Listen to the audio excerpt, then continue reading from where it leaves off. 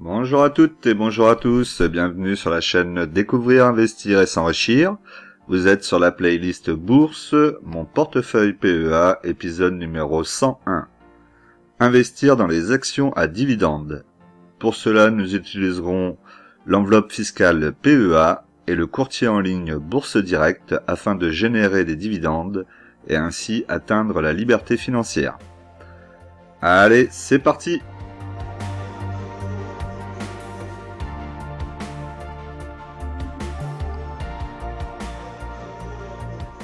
Alors, au sommaire, nous aurons donc la situation du CAC 40, le point PEA première partie, le question-réponse, le point PEA deuxième partie, le tableau des dividendes et l'évolution du portefeuille. Mais comme d'habitude, je vous rappelle que l'investissement en bourse peut provoquer une perte partielle ou totale de votre capital. Vous ne devez en aucun cas copier ou reproduire mes prises de position. Je ne suis pas un conseiller financier, mais un particulier qui investit en bourse à titre personnel.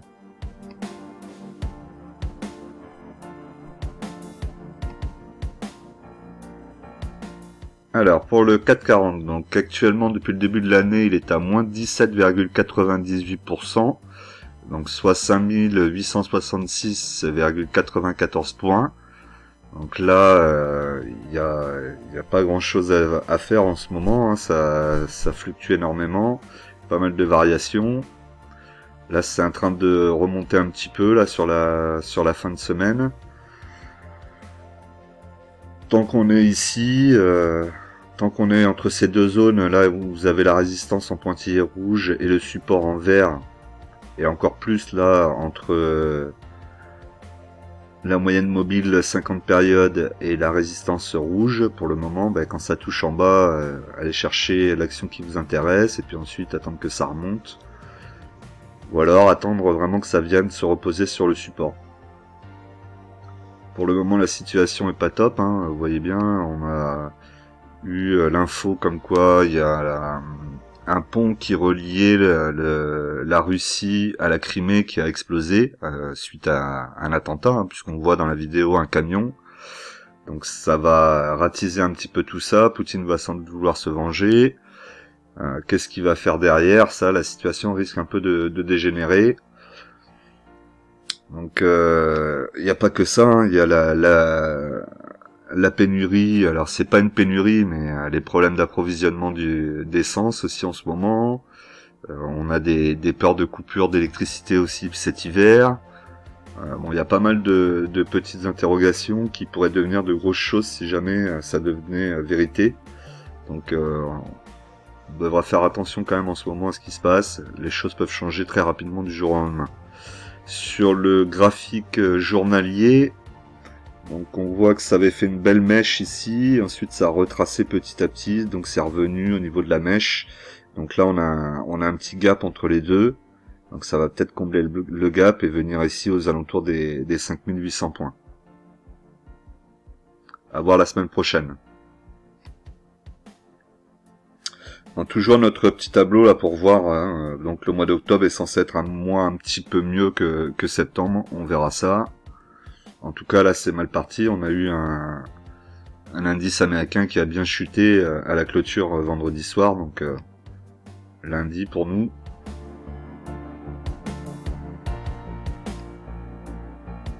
Ça pourrait être assez compliqué. Donc là, on est sur mon portefeuille PEA de chez Bourse Direct. Donc actuellement, il affiche 14 349,19 €. Donc là, je suis en dessous de la valeur que j'ai investie dans mon portefeuille. Puisque à l'heure actuelle, j'ai investi 14 450 €, si je dis pas de bêtises. Donc je suis en négatif si je regardais mon portefeuille depuis le début de son ouverture. En solde espèce, je suis à 481,92 €, j'ai fait un virement donc de 400 €. La moins-value latente est de 1524,34 €.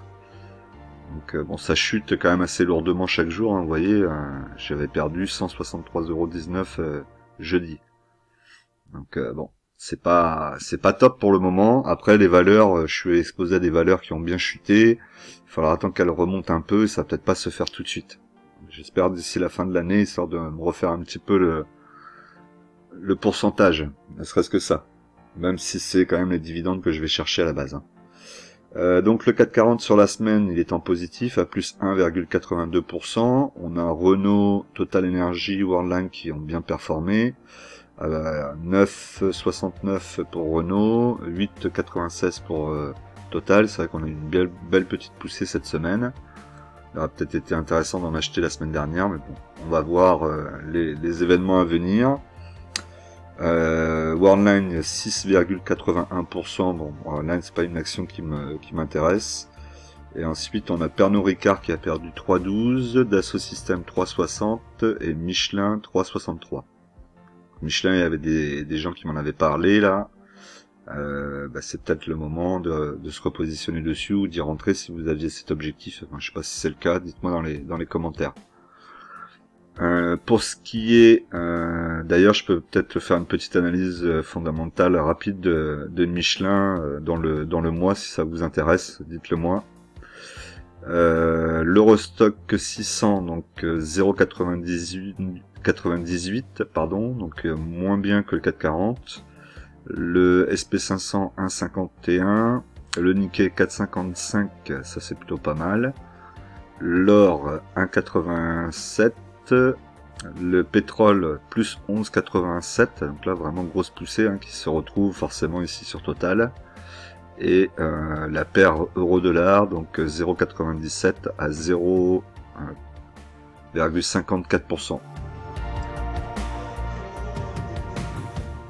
Alors je vous ai mis ça, c'est ce qu'on était en train de dire par rapport à la Russie. Donc le fait qu'il y ait eu cet attentat, puisqu'on voit bien que c'est un attentat, c'est un camion qui explose, on voit le camion. Quelles vont être les représailles derrière? Je sais pas. Là actuellement Poutine a l'air d'être un peu en difficulté au niveau de son armée. Donc est-ce qu'il va pas utiliser des armes un peu plus puissantes? Faut espérer que non.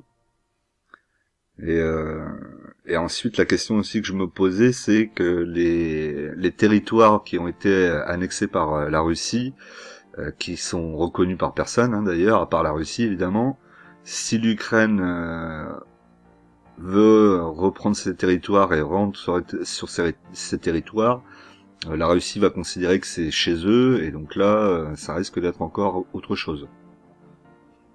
Donc ça peut faire monter cette guerre dans un nouveau et pas forcément un super niveau. Donc c'est pour ça, faites attention. Regardons un peu ce qui se passe, on va pas se jeter aux premières petites chutes qu'on voit. Je pense qu'il peut y avoir des choses un peu plus importantes d'ici à la fin de l'année. Alors, comme d'habitude, on regarde mon portefeuille de la plus grosse valorisation à la plus petite. Donc la plus grosse valorisation du portefeuille étant Euronext. J'ai 30 unités à 81,89 € le PRU. Actuellement, je suis à moins 20,48%, moins value latente. De toute façon, toutes mes actions quasiment sont en moins value latente. Et donc là, on est toujours sur une base, comme on le voit ici, pas mal de chutes. On a vraiment que sur 5 ans où on a une action qui a performé un petit peu. Sinon c'est vrai que c'est assez difficile ces dernières années. Alors là j'espère avec l'intégration de la bourse italienne que ça va les aider encore à grossir, puisque bon, il y a eu beaucoup d'investissements aussi dans ce genre de société. Sur la semaine on était en 63,50 et 68,54. 53, ça, comme je vous ai déjà dit ici, on est quand même sur des prix intéressants pour pouvoir soit créer sa ligne, soit se renforcer. J'aimerais bien le faire, mais manque de liquidité et puis trop grosse valeur déjà du portefeuille. Pour le moment, il ne faut pas que je me concentre sur cette valeur. Au niveau du graphique, donc on voit là qu'on on a traversé quasiment, ouais, on a même traversé la résistance ici. On est venu toucher le support avec la mèche. Et ensuite on est resté dessous la résistance. Donc là on est dessous la résistance. Donc on continue, on a une mèche qui a essayé de passer au-dessus. Donc on devrait continuer à travailler ici dans ce tout petit biseau. Et ensuite l'action va passer au-dessus ou en dessous. Donc je pense qu'elle va passer au-dessus. Je la vois pas forcément aller plus bas. Mais là, vraiment, on est sur des prix quand même assez intéressants. Je regrette même de pas pouvoir me renforcer d'une dizaine d'actions. Sanofi, donc Sanofi 20 unités, PRU à 81,79. Donc je suis à moins 2% sur mon portefeuille, sur ma moins-value latente, pardon. Bon, Sanofi, hein, c'est une belle valeur, vous le voyez ici, hein, de toute façon on a un rendement qui est en progression de plus 4%, progression chaque année. Il faudrait que je me renforce là à un prix intéressant. Sur la semaine, là on voit que le plus bas était 77,10. Donc 77,10, est-ce que c'est assez bas pour moi? Je sais pas. On voit aussi, hein, on est sur 10 ans pour avoir une plus-value, elle est pas monstrueuse non plus. Et là sur le mois en cours, on a une toute petite plus-value. Donc c'est une action à acheter bas. 77,10, c'est déjà pas mal, je pense. C'est déjà pas mal. Quand on voit qu'elle peut aller au-dessus des 100 €. Sur le graphique ici, on voit toujours, elle est posée sur la moyenne mobile 50 périodes. Hein, vous voyez en bleu ici, on voit les mèches à chaque fois, elles ont traversé un tout petit peu, elles sont reparties. On voit pas de bougie qui a traversé. Donc on est toujours là en ce moment en train de travailler entre la moyenne mobile 50 périodes et la moyenne mobile 20 périodes. Elle est toujours orientée en hausse pour le moment. Donc faut attendre les mèches éventuelles. Total Energy, donc 29 unités. C'est ça qui m'embête, c'est que j'ai pas assez d'actions. Hein. Là, avec la baisse, j'aurais pu en reprendre. Je la regarde pas assez à Total Energy, mais bon, elle est toujours assez haute. Bon, là, on est revenu à 60% de plus-value dans mon portefeuille, donc c'est pas maintenant que je vais en racheter forcément. Mais il faudrait vraiment que je rachète parce qu'elle donne un dividende trimestriel. Donc c'est quand même assez intéressant tous les 3 mois de toucher quelque chose. Et on voit qu'en plus son dividende il est pas forcément en progression, mais au moins il y a une certaine stabilité. Donc c'est plutôt intéressant. Après, avec la situation actuelle, c'est peut-être plus compliqué. Alors par contre on voit, on est dans le vert sur... dès qu'on la garde sur long terme, on est dans le vert. Moi je suis dans le vert depuis toujours, je crois, avec Total. Je crois pas qu'elle est repassée en dessous de mon PRU depuis que je l'ai acheté. Donc ça reste quand même une belle valeur, en sachant que on pourrait se dire sur les 10 dernières années qu'elle pourrait aller au plus bas à 21,12 sur les 10 dernières années, hein, je dis bien. Je suis à 32,78. À la limite, si elle redescendait à ce prix-là, ça serait une opportunité de renforcer. Donc là, on est toujours en haut, on est dans le haut du cycle, hein, avec un support ici assez solide. La résistance a été traversée plusieurs fois, elle redescend, elle remonte, elle redescend. Bon, faut la laisser pour le moment, il y a rien à dire, il y a rien à faire, c'est pas forcément pour moi le moment d'y rentrer. En termes d'actualité, en plus, on a pas mal de problématiques, hein, donc tension sur les carburants, vous le voyez, suivant les régions dans lesquelles vous habitez, a priori il y a pas mal de pénuries de carburant, donc c'est pas une pénurie de carburant, pardon, hein, c'est plutôt le manque d'approvisionnement des stations, puisque le carburant il est là, il n'y a pas de pénurie, mais les stations ont du mal à s'approvisionner, lié à la grève des employés de Total. Donc l'histoire a priori serait que les employés veulent 10% d'augmentation de salaire et que Total eux, est en train de discuter pour faire une augmentation de salaire, mais sans doute pas 10%. Et donc là c'est un peu un bras de fer. Alors forcément ça paraît un peu logique qu'ils se soient mis en grève, hein, avec le nombre de fois où on a entendu super profit, super profit, super profit, super profit de Total. Forcément c'était pas possible, les politiques en parlent, tout le monde en parle, donc les ouvriers ont dû se dire bon bah là c'est pas normal, ils ont gagné énormément, on veut une augmentation. Alors après je comprends tout à fait le principe, hein, ça me paraît pas déconnant dans l'idée. La seule chose c'est que bon bah 10%, c'est pas possible, 10%. Après, Total ne fait pas des super profits chaque année. C'est aussi ça la vérité. Et que les années où ils font pas les super profits, où il y aura des années moins bonnes, avec la transition aussi qui va arriver de plus en plus vite. S'ils augmentent leurs salariés de 10%, est-ce qu'ils vont être capables de tenir les salaires dans les années à venir? Donc bon voilà, c'est compliqué des deux côtés. Donc ça impacte en tout cas l'image de Total et ça embête surtout les automobilistes. Alors ensuite on a Score, donc Score 100 unités, un PRU à 17,42. Donc là actuellement je suis en moins-value latente de 18,60%. Je reste plutôt confiant sur l'action, bon même si c'est vrai qu'ici ça me fait mentir, hein, parce que quand on regarde même sur 10 ans on serait en négatif, de moins 38,58%. Donc bon, ça fait pas forcément rêver, hein, là-dessus je suis assez d'accord avec vous. Je l'ai acheté assez bas, 17,42. On pourrait imaginer de revenir aux alentours des 14, ben voilà, dans la semaine 14,14, ce qui est quasiment le plus bas des 10 dernières années. Après, je me dis qu'elle peut que remonter, revenir aux alentours peut-être des 30 euros, même si elle revient des alentours de 30 euros, je serais quand même plus que content, hein. Ça me fera 12-13 euros de gain par action sur 100 actions. Bon, voilà, ça reste quand même assez rentable, sans parler du dividende. Peut-être que oui, je vais être obligé pendant un an de pas toucher de dividende, ou peut-être que pendant quelques mois je vais être en galère sur le PRU. C'est pas grave puisque je fais un investissement long terme. Après, c'est pas une ligne que je chargerai dans mon portefeuille. Elle est là à 100 actions, elle est comme ça pour, je pense, quelques temps. Il va falloir que les grosses lignes comme Air Liquide et Schneider la dépassent. Donc je réinvestis dessus, je pense. Au niveau du graphique, donc on voit qu'elle avait le support ici, elle a traversé son support. Donc là, on est en dessous du support, donc elle pourrait travailler ici. La tendance est pas folle, hein. On a la moyenne mobile 50 périodes qui est passée au-dessus de la moyenne mobile 20 périodes, pardon. Donc la bleue 50 périodes au-dessus de la 20 périodes en rouge. Donc là, ça nous montre la tendance baissière. Est-ce qu'elle va s'arrêter sur ce support ou est-ce qu'elle va continuer? Je ne sais pas, elle pourrait venir ici aux alentours des 10 euros si vraiment elle tient pas.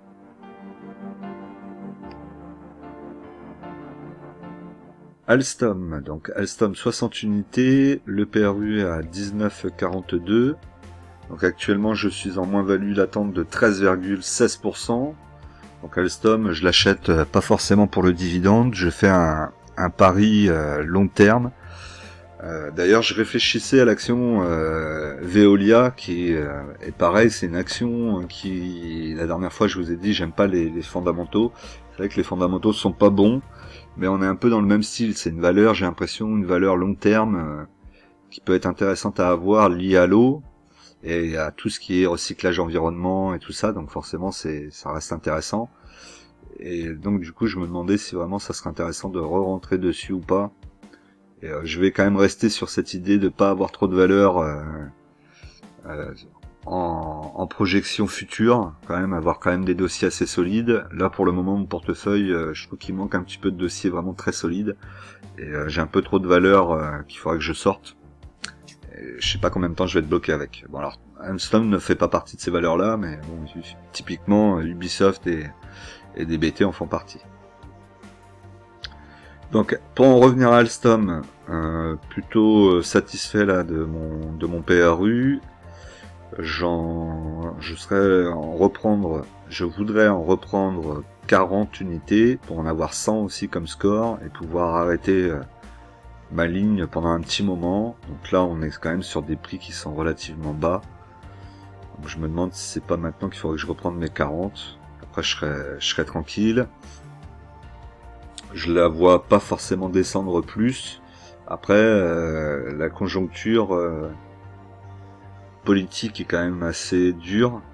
On voit que là, il y a un support ici, un support baissier qui pourrait aller, où elle pourrait aller encore chercher plus bas.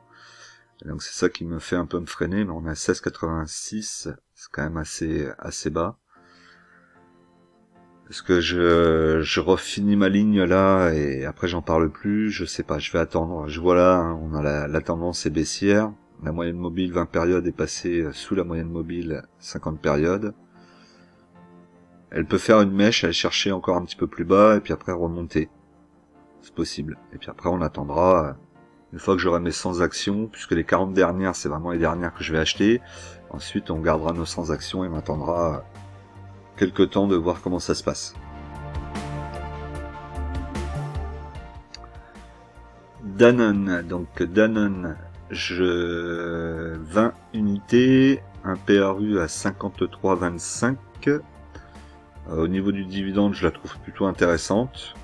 Après, c'est pas une action qui fera énormément de folie. Il faut l'acheter au bon moment et quand elle est à des prix assez bas. Actuellement, malheureusement pour moi, elle est aussi, je trouve, à des prix plutôt assez corrects, puisqu'on est aux alentours des 48 €. Mon portefeuille est en moins-value de 11,05%. J'ai 20 unités. Donc si j'en rachetais 10 aujourd'hui, ça aurait quand même un impact assez positif sur mon PRU qui baisserait quand même pas mal. Le mieux, ce serait que j'en achète 40 pour bien faire baisser le PRU. Bon, après j'ai pas la liquidité et je peux pas tout acheter.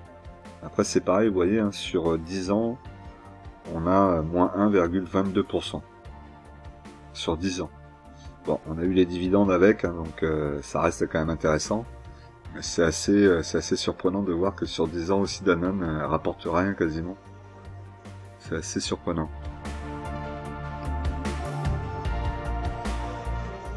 Ici, donc, on voit bien ici le support. C'est ce support là, elle devrait venir le toucher, éventuellement faire une petite mèche. Après, est-ce qu'elle pourrait revenir sur ce support ici qui lui est plutôt très baissier? Là, on viendra aux alentours des 40 €. Effectivement, ça serait une belle opportunité. On voit là, depuis 2009, on a eu une belle montée là jusqu'à 2020. 2020, on a eu le pic. Beaucoup d'entreprises après le Covid. 2021 même presque. Et ensuite, après, ça a rechuté et on revient sur la base la plus basse quasiment des 15 dernières années. Donc on peut considérer quand même que ça pourrait tenir. C'est pareil, c'est compliqué. Manque de liquidité m'embête là. Vraiment, j'aurais envie de pouvoir en reprendre au moins une vingtaine. Je pense que ça serait une belle occasion. Airbus, même situation pour Airbus, donc 10 unités, un PRU à 95,75, que je trouve plutôt correct, puisque je vous ai dit que je voulais être en dessous des 100 €. On a eu des belles chutes aussi sur Airbus. Pour le moment, j'ai pas eu l'occasion d'en profiter. Bon là par contre on voit que sur 5 ans on est en positif, sur 10 ans on est plus qu'en positif, 248,7% de gains, donc c'est plutôt extraordinaire sur 10 ans. Ce qui voulait dire à l'époque on l'avait aux alentours des 24,26 €. Donc là c'est quand même un super bon prix. Je sais pas s'il y en a aujourd'hui qui ont encore des PRU à ce niveau-là. Ça doit se retrouver peut-être sur des portefeuilles qui sont légués à des parents ou des grands-parents. Mais sinon, je pense plus qu'il y ait personne qui ait un PRU à ce niveau-là. Alors que pourtant, vous voyez que si vous aviez acheté il y a 10 ans Airbus et que vous la gardez, un peu comme Warren Buffett peut faire avec ses actions Coca-Cola, vous avez des PRU tellement bas que vous vous retrouvez avec des dividendes des fois qui sont plus élevés que l'action. Donc c'est assez fou. Bon, là on serait pas dans cette situation, mais vous voyez ce que je veux dire. Donc là, on est pas mal aussi au niveau d'Airbus, au niveau des prix. On est aux alentours des 92,33, donc c'est plutôt pas mal. On a le support ici, long terme, avec la résistance ici. Donc on voit bien qu'à un moment ou un autre, ça va travailler, que ça va revenir ici. Est-ce que ça va travailler en restant contre la résistance et bloquer ici et continuer à redescendre tranquillement? Et à quelqu'un on va peut-être avoir une opportunité de venir en rechercher aux alentours des 80. Alors pas 80, on sera plus aux alentours des 85 je pense à ce moment-là. Ce qui pourrait déjà être très intéressant.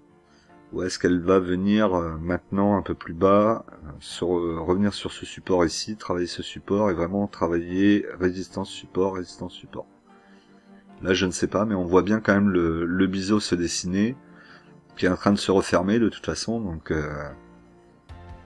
je vais être encore un petit peu patient et voir ce que ça peut donner. Hein. Peut-être que je vais avoir une opportunité en dessous des 90 et j'aurai la liquidité peut-être à ce moment-là. Croisons les doigts.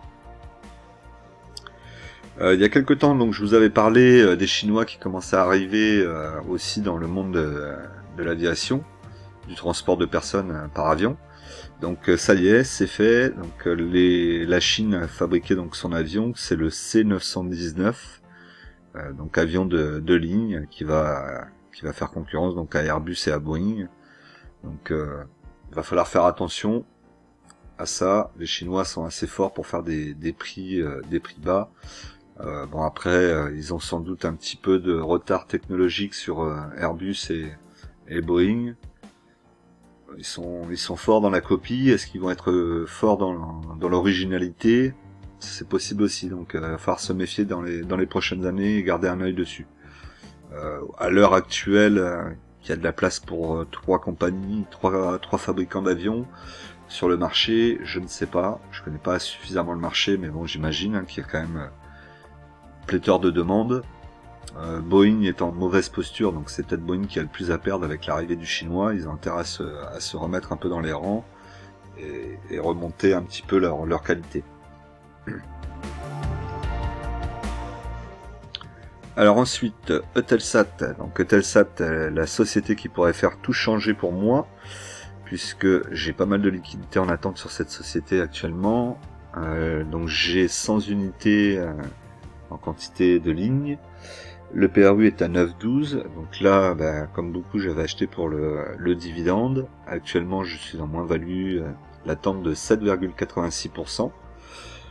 J'aimerais m'en débarrasser, la vendre. Donc j'ai mis un ordre de vente il y a un petit moment déjà. Alors, vous voyez, elle sur 10 ans, c'est pareil, moins 65,49%. Bon, après, c'est une belle action, c'était une belle action pour le dividende.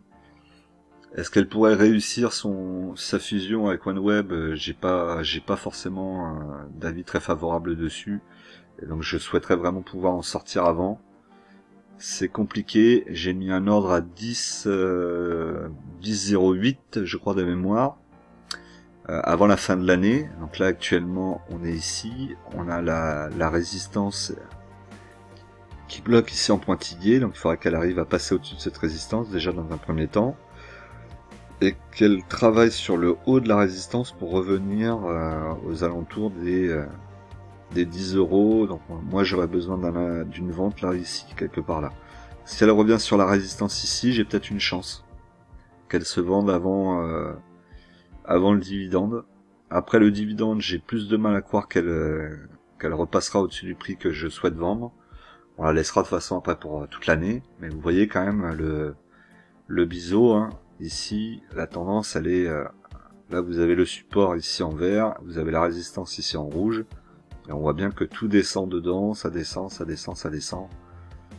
C'est pas top, et en fait, si on regarde, ça remonte à 2012. Donc c'est pas forcément d'hier, mais bon, comme tout le monde, hein, le dividende était intéressant dessus. C'est pour ça qu'il fallait pas faire une ligne trop importante. J'aurais peut-être dû vendre là quand elle était aux alentours des 13 euros là, en 2020. J'ai pas vendu. Après là, ici plutôt, pardon. On était ici, on était fin 2021. Ouais. Ici, fin 2021, on était arrivé aux alentours des 13 euros. J'aurais dû vendre peut-être à ce moment-là. Bon, c'est pas grave. On verra. Alors je vous rappelle maintenant que c'est le moment de vous abonner, de cliquer sur la cloche, de mettre un like. L'objectif 150, hein. Celle de la semaine dernière a fait 143 likes, donc je vous félicite, on n'est pas loin des 150, celle-là elle peut faire les 150. Et évidemment, si vous voulez soutenir la chaîne, vous pouvez aussi par le biais d'un abonnement en tant que membre. Donc vous connaissez le principe, vous allez sur rejoindre ici, vous cliquez sur activer et du coup vous aurez un prélèvement d'1,99€ qui aidera à soutenir la chaîne pour mes différentes vidéos. Et moi en contrepartie, je vous offrirai une vidéo exclusive, les dédicaces, les priorités aux réponses commentaires et un sondage réservé aux membres. J'ai toujours pas perdu espoir de vous faire un live, donc je vais réessayer. J'ai changé quelques paramètres, peut-être que c'est ça qui allait pas. Il va falloir que je réessaye peut-être dimanche soir, donc ce soir peut-être que j'essaierai d'en faire un vers les coups de 10-11 heures. Voilà, mais c'est vraiment pour voir si ça marche. Il y aura pas forcément grand chose à y voir.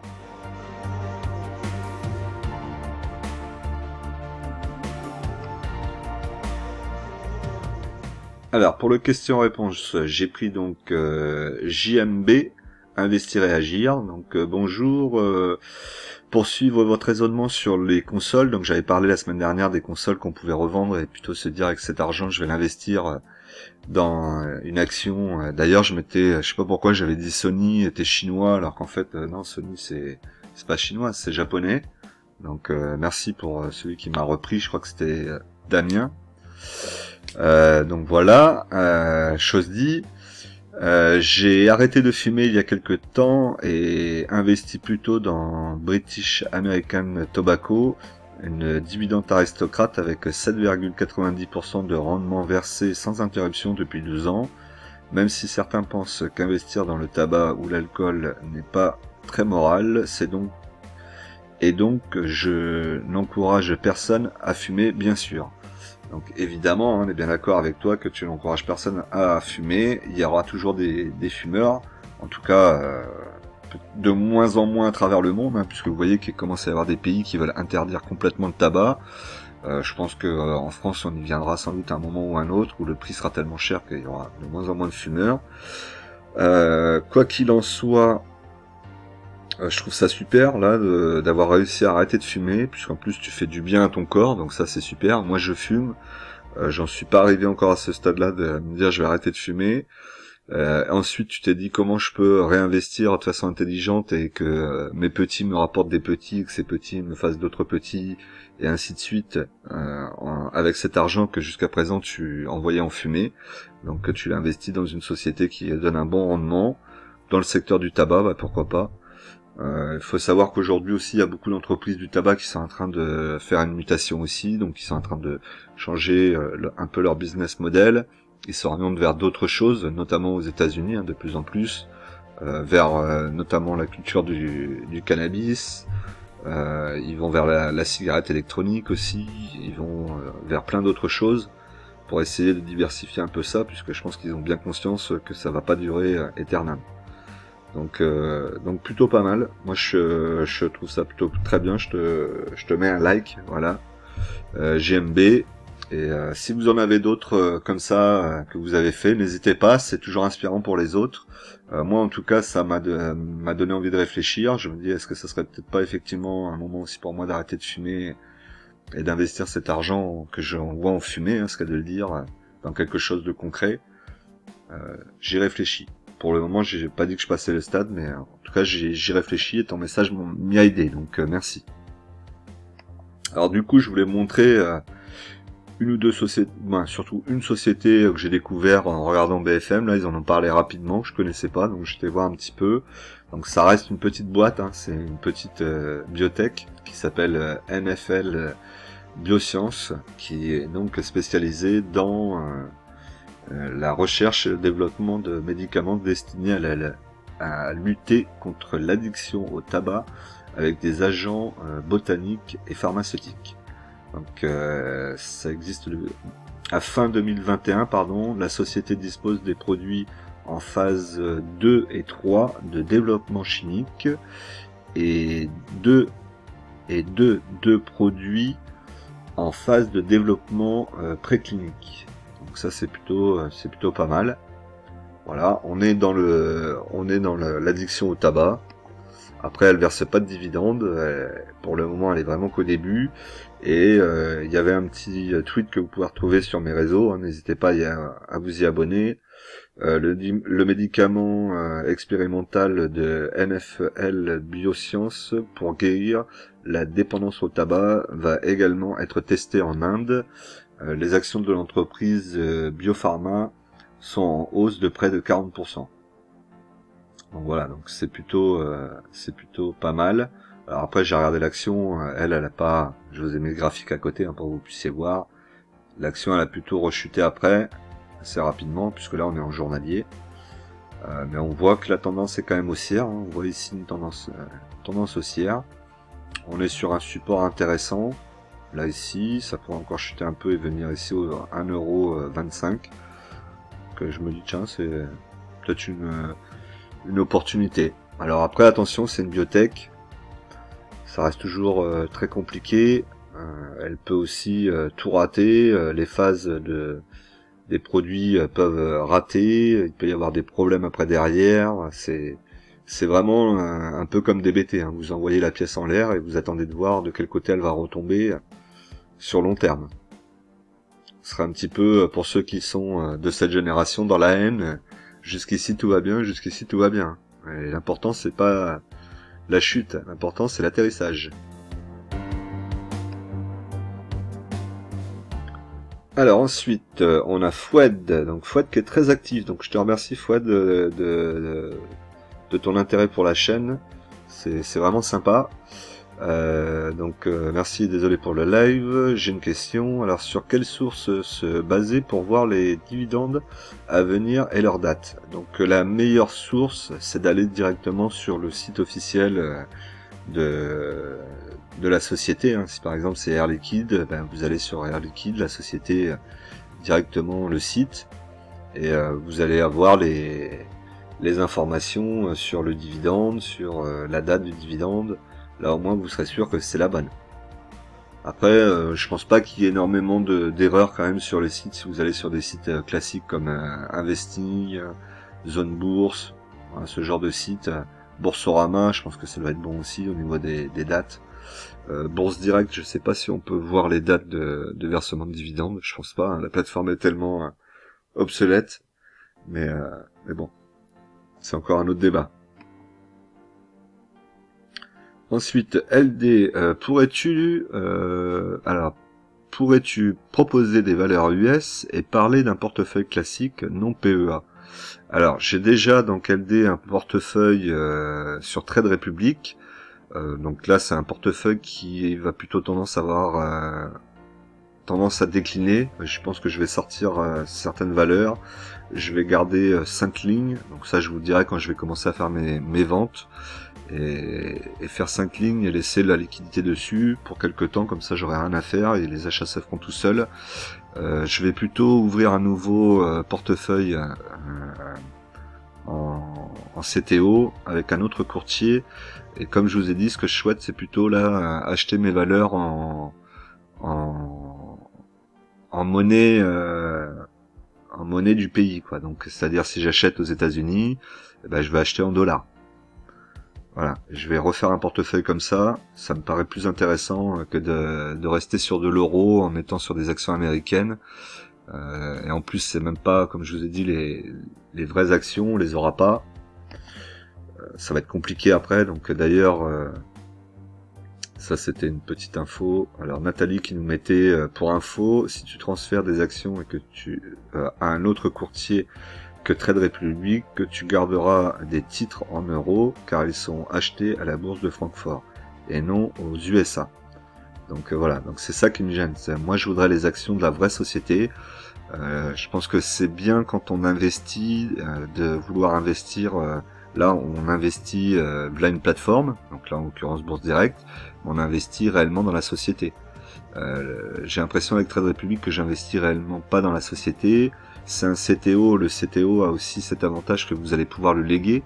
Donc peu importe l'âge que vous avez, mais si vous faites un beau portefeuille qui vous rapporte pendant des années les dividendes et que vous vivez sur vos dividendes, à ce portefeuille, le jour où vous allez mourir, vous pourrez le léguer à vos enfants. Ils récupéreront la totalité du portefeuille avec toutes les actions, avec le prix, le PRU et tout, et pourront eux vivre aussi avec ce portefeuille peut-être. Et donc ça, c'est quelque chose qui en patrimoine est très important, et c'est aussi une idée qu'il faut avoir en tête, alors que sur le PEA, vous n'aurez pas cette possibilité de léguer votre PEA. Le PEA, le jour où vous disparaissez, malheureusement, il fermera, il sera liquidé, et tout l'argent sera remis aux personnes qui récupéreront vos biens. Donc en termes de patrimoine, c'est pas la même chose. Moi je trouve que c'est important de se dire, avoir les actions et puis d'investir dans leur vraie monnaie et profiter aussi de de ces changes dollar-euro, parce qu'on aura aussi la possibilité d'en profiter. Voilà, donc je pense faire ça d'ici janvier, puisque là ma situation est en train de changer, donc je veux quand même la consolider avant d'ouvrir un nouveau portefeuille. Et donc en janvier, si tout va bien, je devrais ouvrir donc un CTO, et je vais aussi en ouvrir 2 autres qui seront pour mes enfants, à leur nom, et qui seront des portefeuilles aussi que je vais leur faire maintenant et qui pourront garder, qu'ils auront à leur majorité, ils en feront ce qu'ils veulent.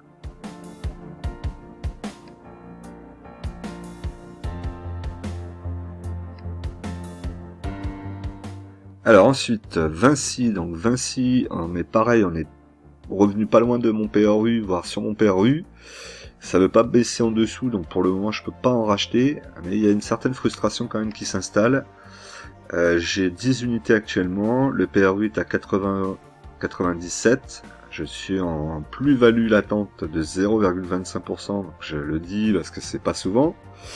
C'est une société que j'apprécie, on voit que sur 10 ans, donc on a été à plus 137,9%.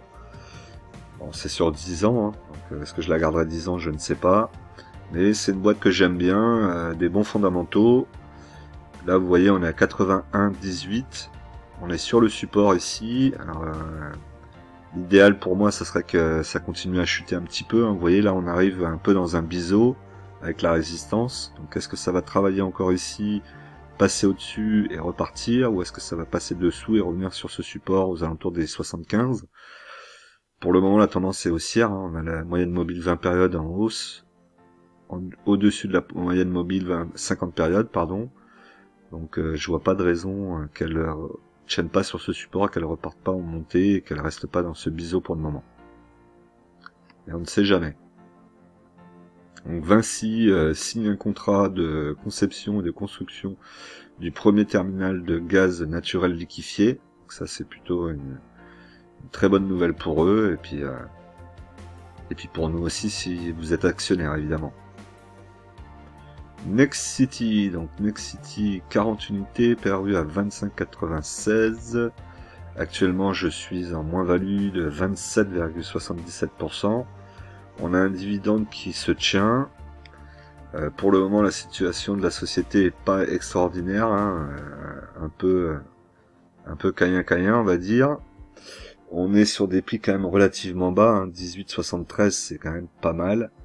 On est venu aux alentours on est venu sur les 16,80 il y a pas longtemps. J'aurais bien voulu racheter quelques actions. Malheureusement, comme je vous ai déjà dit, je peux pas tout acheter. Voilà, il faut que je fasse des choix. Donc pour le moment, je peux pas tout rentrer. Je vais voir un peu comment ça se passe. Mais c'est vrai que Nexity, une dizaine d'actions pour en avoir 50, là, serait quand même pas mal. Et après attendre. On a un risque de coupure de dividendes peut-être sur l'année 2023. On verra si c'est le cas ou pas. Après, je préfère que les sociétés coupent leurs dividendes et qu'après elles se restabilisent pour en reverser un autre l'année d'après, plutôt que elles gardent le dividende, elles le gardent jusqu'à un moment où c'est plus soutenable et où on fait faillite. Au niveau du graphique, vous voyez la résistance qui avait bien tenu pendant pas mal de temps. Là ici on est bien en dessous, on a le support ici en pointillé aussi, ça a bien craché dessous. C'est pas super beau à voir. Là pour le moment c'est pas super beau à voir, faut attendre de revenir au-dessus de la résistance ici pour revenir aux alentours des 25 € pour que on puisse se dire qu'elle est de nouveau en tendance un petit peu haussière. Même si vous voyez la moyenne mobile 20 périodes est au-dessus de la moyenne mobile 50 périodes, je pense que ça va pas durer. Là, ça va se recouper encore une fois, vous allez voir. Là, c'est pas très beau pour le moment. Orange, donc 72 unités, PRU à 9,47. Donc pour le moment, je suis en moins-value de 2,84%, pardon. Le dividende qui m'intéresse, pareil, hein, je voudrais faire une centaine d'actions sur ma ligne. J'aime bien cette quantité de 100. Hein. Dites-moi un petit peu dans les commentaires si on n'est pas un petit peu des fois un peu obsédé par l'idée de... Peut-être pas obsédé, c'est un grand mot, hein, c'est pas ce que je veux dire. Utilisez le terme qui vous fera plaisir d'ailleurs, mais voilà, moi j'aime bien que le compte soit rond. Et j'aime pas voir 72 par exemple, je préfère voir 60, 70 ou 80. J'aime pas ce 72. C'est un peu bête, hein. C'est comme pour Total, hein. J'en ai 29, j'aime pas ce truc 29 là. Pourquoi j'en ai pas pris 30 ce jour-là? Pourquoi j'en ai pris 29? Je ne sais pas. Bref, c'est un petit détail, voilà, que je voulais vous partager, qui n'a aucun intérêt, mais qui me faisait plaisir. Oui, donc sur Orange, donc pour le moment, j'attends plutôt un retour ici, peut-être déjà sur ce support, et ensuite éventuellement, pourquoi pas, revenir sur la base des 8 euros, auquel cas là je pourrais reprendre 40 unités, et laisser ma ligne tranquille pendant quelques temps. Crédit Agricole. Ce qui est bien, c'est que j'ai pas mal de lignes en fait où je vais en reprendre 40 pour finir la ligne, et après laisser comme ça, et m'occuper des autres. Le problème, c'est que j'ai peut-être j'ai fait grossir des lignes qui étaient des lignes à la base, comme Crédit Agricole, je veux pas forcément faire une grosse ligne dessus. Je les ai peut-être fait grossir un peu trop vite, au détriment des lignes plus importantes pour moi, comme Schneider, je vous ai dit, Air Liquide, ce genre de boîte, Sanofi, où j'ai pas fait assez grossir la ligne. Je pense que c'est là où j'ai fait une petite erreur, mais on est sur long terme, donc c'est pas bien grave. Et après, c'est vrai que j'ai joué aussi la carte du dividende, hein, qui est quand même importante pour pouvoir réalimenter un peu son portefeuille en liquidité. Donc, Crédit Agricole, 9,73€, ce qui reste pour moi un dividende, un PRU plutôt intéressant. Je suis en moins-value latente de 13,01%. Le dividende a plutôt tendance à monter, donc 2019 on l'a pas eu. Cette année, bon, je vois pas pourquoi on n'aurait pas le dividende. Il n'y a pas de raison particulière en tout cas. Et on pourrait même avoir un dividende qui continue à monter, donc si j'ai l'opportunité, je referai peut-être ma ligne des 40 en dessous des 9 euros. Sur 10 ans, on est en positif. Après, pour le reste, c'est plus compliqué, on le voit. Donc tout l'intérêt, hein, pareil, d'acheter toujours au plus bas, en tout cas d'essayer d'être le plus bas possible sur son prix d'achat, et de profiter après des dividendes derrière, et de la tenir pendant un petit moment la ligne. Là on voit 8,13€, bon, effectivement ça aurait été plutôt pas mal. Là c'est vraiment les liquidités, il faut vraiment que je fasse un choix, et c'est compliqué, vous voyez, 8,46€, je peux acheter là, hein. Pour moi c'est tout à fait correct. Je serais preneur, c'est juste que je me dis je vais en acheter 40, et puis après ça va redescendre encore un peu. Je vais être bloqué après pour les liquidités. Si jamais il y a une opportunité avec Schneider d'en racheter 2 ou 3, j'aimerais bien le faire. Bon, voilà, c'est compliqué. Là en ce moment c'est compliqué. J'ai trop de valeurs qui sont assez basses et qui malheureusement continuent en plus à baisser, et qui me donnent des opportunités de renforcer mes lignes. Mais bon, c'est comme ça. Air Liquide, donc 3 unités, PRU à 32,39, donc je suis à moins 11,18 actuellement. Donc Air Liquide, typiquement on voit bien, hein, un beau petit graphique de montée du dividende. Donc là, ça j'aimerais beaucoup pouvoir la renforcer, ce serait pas mal ça. Alors j'ai déjà renforcé, j'ai racheté une action. Vous voyez par exemple que sur 3 ans vous êtes en positif. Il y a bien que sur un an qu'on est en négatif, hein, sinon vous voyez quand même la différence.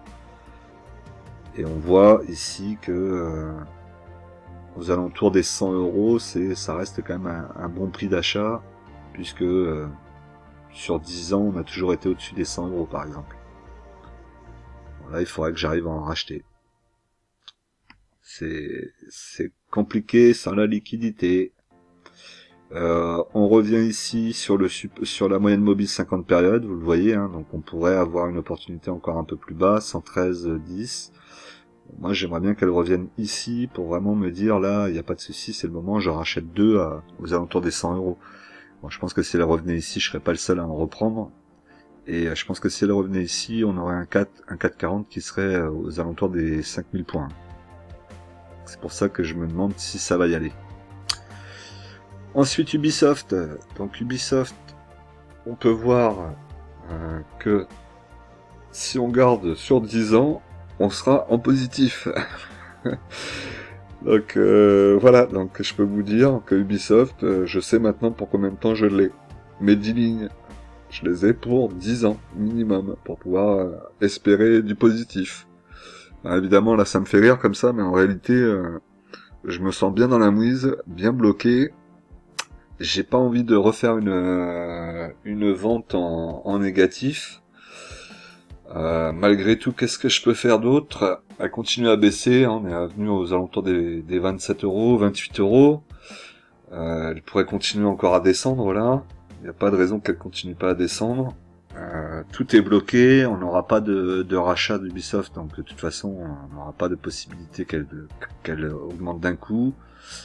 La sortie des jeux, elle avait encore des jeux à sortir. Elle avait un jeu apparemment avec Avatar et un autre gros jeu, une grosse licence. Je vous le donne dans le mille, elle repousse les sorties des jeux pour 2023. Donc ça veut dire qu'elle les aura pas sortis là pour Noël. Voilà, hein, c'est du Ubisoft dans le texte, hein, donc il y a rien qui change. Il faudrait peut-être un changement de direction ou je sais pas, quelque chose comme ça pour les faire bouger. Mais là, c'est vrai que je me retrouve un petit peu dans la mouise et cet argent d'Ubisoft là, entre l'argent d'Ubisoft que j'aimerais bien récupérer et l'argent de Telsat aussi que j'aimerais bien qu'elle aille à mon prix de vente et que je puisse récupérer cette liquidité, ça aurait fait du bien au portefeuille. Mais bon là, j'aurais pu réinvestir sur des dossiers un peu plus intéressants et plus solides. Est-ce qu'il faut vendre là? Dites-moi un petit peu dans les commentaires. Parce que là on est parti pour encore 2022, il se passera rien hein, sur Ubisoft. Hein. Si ce n'est que ça continue à baisser. Et c'est tout. Alors, je vais pas la vendre, mais dites-moi un petit peu vous ce que vous faites là actuellement, dans quelle situation vous êtes sur Ubisoft. Regardez là le graphique, hein, c'est sur long terme, c'est une catastrophe quoi. On est en train de revenir sur des plus bas de 2016 quoi. C'est bon après on voit hein, ici ça a été quand même une poussée, une petite latérisation. Bon, le mot est mal dit mais c'est pas grave, vous avez compris ce que je voulais dire. Hein. Une petite chute, après ça chute, hop, ça remonte, repetit, hop, ça rechute. Est-ce qu'on peut espérer qu'une fois qu'on sera revenu vers le plus bas, on repartira de plus belle vers le plus haut? J'en sais rien. Franchement, je n'en sais rien. Et quand je vous dis que moi j'ai un PRU ici à 60, je me dis qu'il va falloir de longues semaines, voire peut-être années avant d'y revenir. Et comme j'ai pas de liquidité pour le moment à mettre là, c'est vrai que je pourrais en racheter 10 à 28 euros. Voilà, ça me ferait quand même baisser le PRU aux alentours des 47, en dessous des 50 euros en tout cas. Donc ça pourrait me rendre la situation un peu plus accessible pour une revente plus rapide. Mais après c'est pareil, je resterai quand même coincé. Et en plus, au lieu d'avoir un petit montant coincé dessus, j'aurai encore un plus gros montant qui sera bloqué et pendant plus longtemps. Ou alors il faut que je rachète 40 actions. 40 ou voilà, si j'achète 40 actions à 28, 22, là effectivement ça va me faire baisser le PRU assez fort. Après attendre. C'est toujours pareil, il faut avoir la liquidité à mettre dedans et le temps. Donc là pour le moment j'ai pas la liquidité, j'ai que le temps. Donc on va garder le temps, mais je suis un peu blasé. Schneider, donc 2 unités, PRU à 128,88. Schneider aussi pareil, hein, belle courbe dans le dividende, belle progression. Donc il faut vraiment que j'en rachète là. Hein. Il faut que je prenne quand il y a les trucs que je me dise pas tout le temps ça va descendre plus bas. En plus on le voit hein, sur les 3, 5 et 10 dernières années, on est en positif.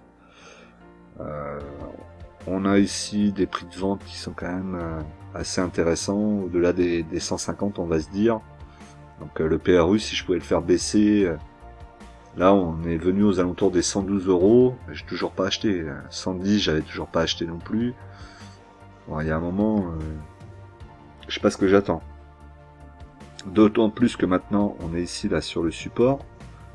Donc à moins d'une mèche, ici, on pourrait peut-être avoir une petite mèche pour baisser un petit peu en dessous du support.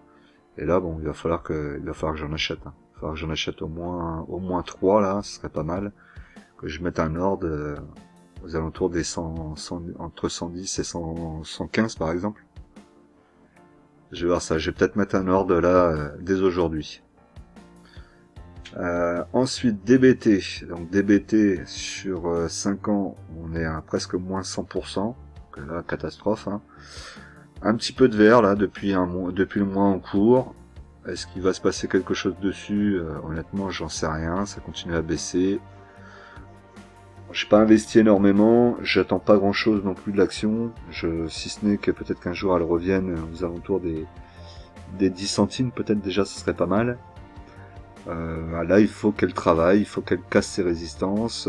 Ici, on a une résistance assez solide. Hein. On voit plusieurs fois toucher 1, 2 et 3 points. Donc là, vraiment, une résistance très solide.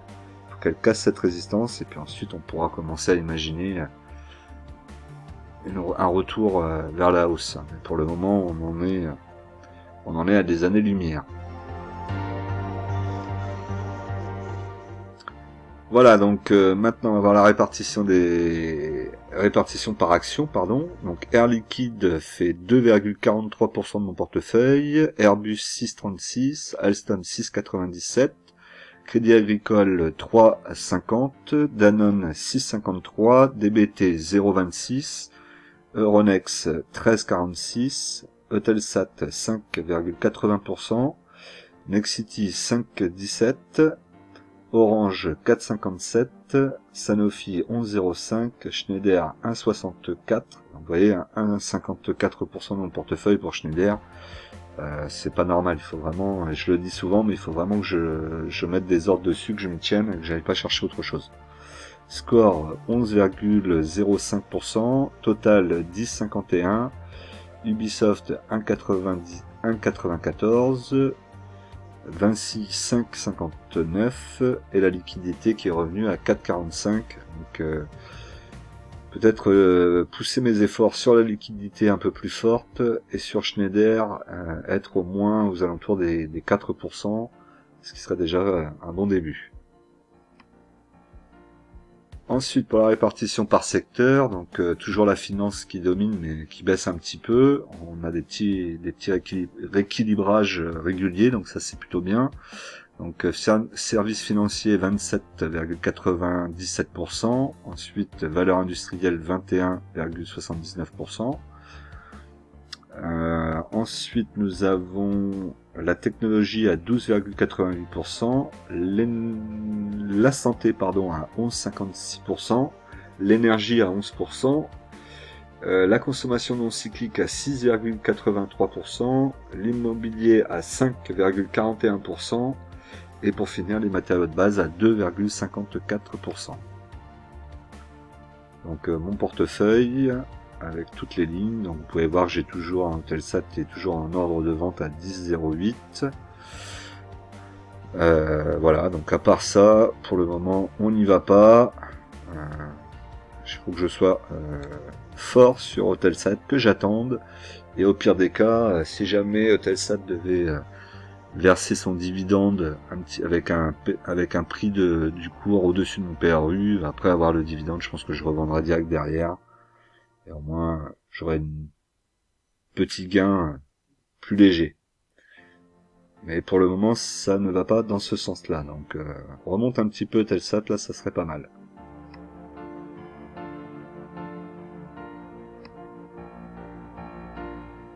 Alors, au niveau de l'historique de compte, donc j'ai reçu le dividende, le coupon, pardon, de Total, donc qui est de 20,01 €. Une toute petite augmentation par rapport au précédent, puisqu'on était à 19,14, hein, c'est pas foufou non plus. Donc du coup sur le mois d'octobre, en principe je devrais toucher que les 20,01 €, puisque j'ai pas d'autres actions à dividende sur ce mois-ci. Et il n'y a pas de changement, si ce n'est que maintenant la valeur totale des dividendes touchés est de 509,23 €. Ce qui va en finale, hein, ce qui est un peu dommage, mais qui va réguler la différence entre les ventes partielles et les ventes totales qui sont en perte. Donc ça devrait me rééquilibrer, me donner un peu de positif. Ça sera moins important que l'année dernière. Donc ça, il faudra vraiment que je sois plus vigilant pour les années à venir.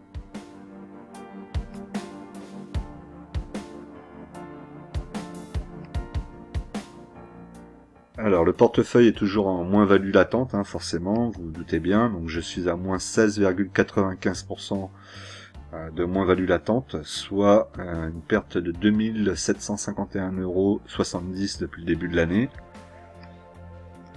Ce qui représente par rapport à la semaine dernière 0,70% de perte en moins, soit 86,85 €.